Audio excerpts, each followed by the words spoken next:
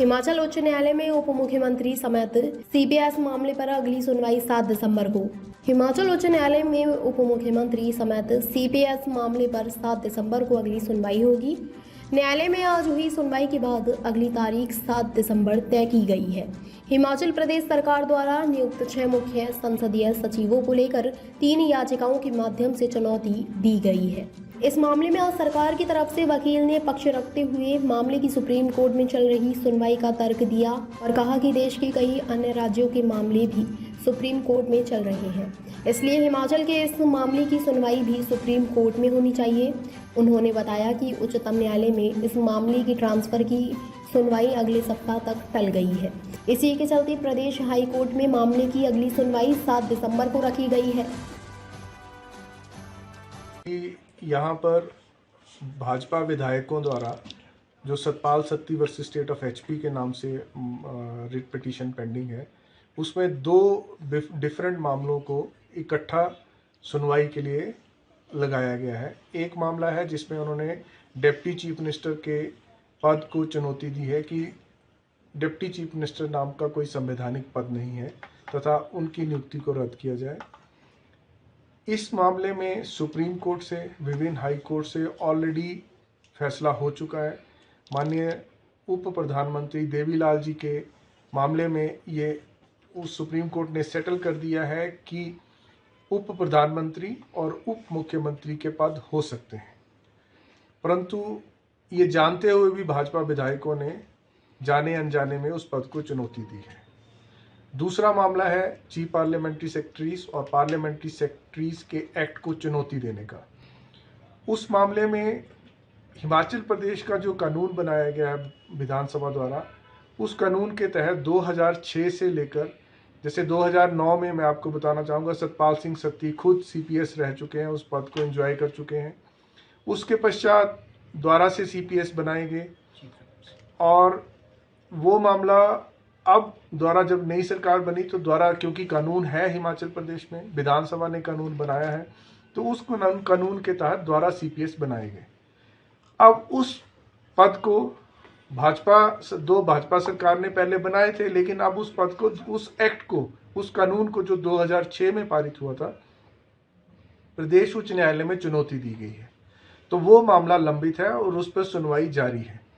हमने, प्रदेश सरकार ने ये ऑब्जेक्शन लिया था कि डिप्टी सीएम और चीफ पार्लियामेंट्री सेक्रेटरी एक्ट को चुनौती देने वाले 2 विभिन्न मामलों को इकट्ठा नहीं सुना जा सकता। तो ये मिसजॉइंडर ऑफ कॉज ऑफ एक्शन बोला जाता है इसको लीगल लैंग्वेज में, परंतु अभी उस मामलों पे, उन पे सब पे सुनवाई जारी थी।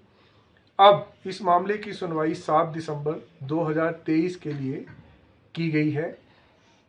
उसमें हमने न्यायालय में ये भी बताया, जैसे आपने मेरे से पूछा, न्यायालय में हमने ये भी बताया कि उच्चतम न्यायालय में ट्रांसफर एप्लीकेशन भी पेंडिंग है, जो कल लगी थी, पिछले कल लगी थी, और अब उसकी सुनवाई अगले सप्ताह के लिए टाली गई है।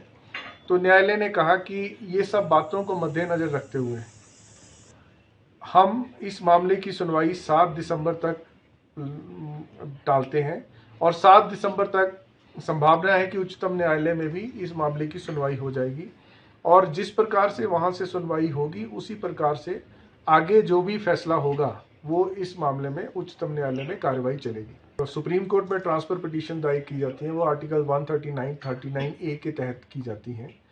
उसमें प्रदेश सरकार ने प्ली ली है कि 4 विभिन्न अदालतों से, माननीय उच्च न्यायालय कलकत्ता, पंजाब, छत्तीसगढ़ और असम और मणिपुर, इन सब न्यायालयों से मामले आ चुके हैं। असम का मामला, क्योंकि असम का एक्ट और हिमाचल प्रदेश का एक्ट पूर्णतः डिफरेंट है।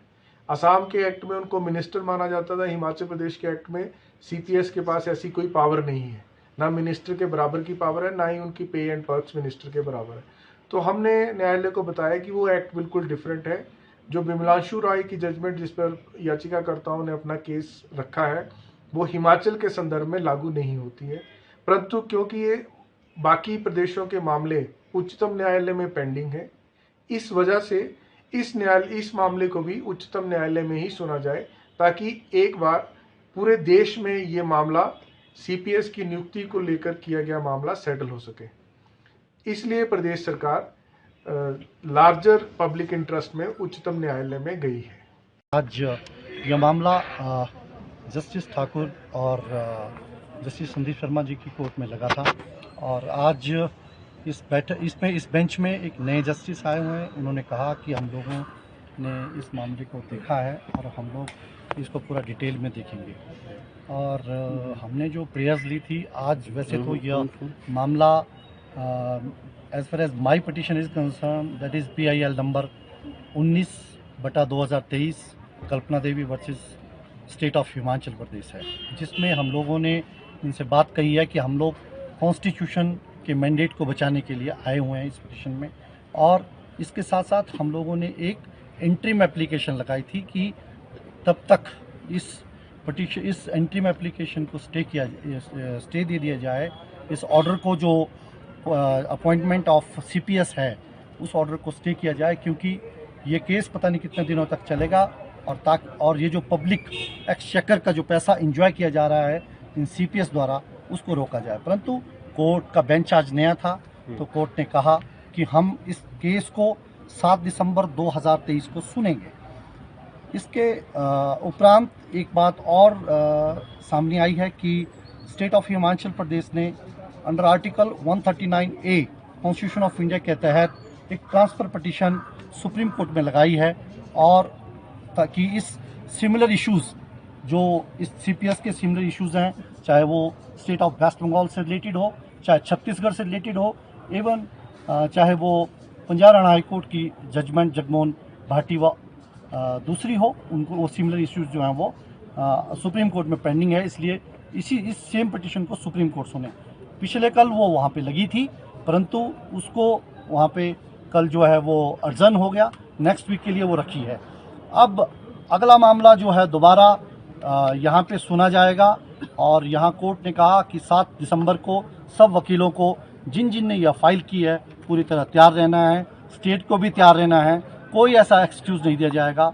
हम कोशिश करेंगे कि इस पूरी पिटीशन को सुन लिया जाएगा या इसको थोड़ा आधा सुना जाएगा, यानी कि इंटरिम लीव के लिए सुना जाएगा।